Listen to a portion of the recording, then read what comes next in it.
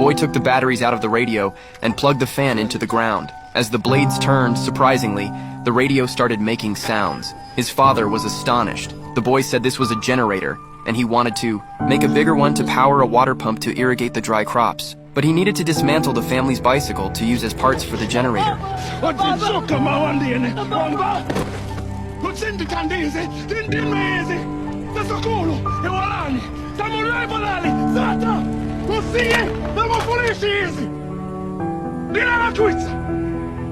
At this moment, the father deeply regretted letting his son go to school. He didn't even know what a drought meant to farmers. Not long ago, the boy took a bath. When he returned to the room, he found new school uniforms on the bed. He knew he could go to school now. The boy's family was not wealthy. They only paid for 1 week of tuition, but he was still very happy, because in this place, many people struggled to even eat.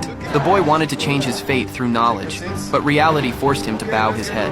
After school, he had to help with household chores. Only when it was dark did he have time to study, but by then he could no longer see clearly. He wanted to light a kerosene lamp, but the family was too poor and had to save the kerosene. In the exam the next day, the boy only scored 62 points. He was very dissatisfied. To be able to light the kerosene lamp, the boy tried everything.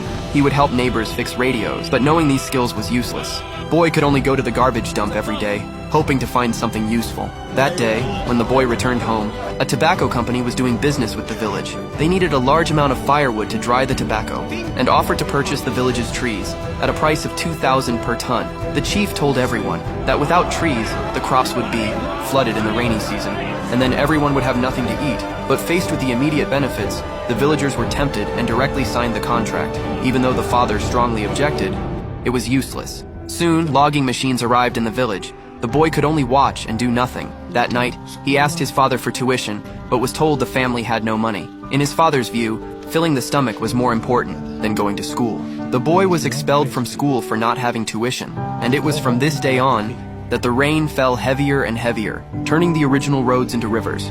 Without the protection of trees, floods directly rushed into the fields. The father took a hoe, trying to drain the water, but nothing worked. And after the rainy season, a 3-month-long drought followed. The land cracked, and the few remaining crops fell to the ground. The family's only source of income was cut off.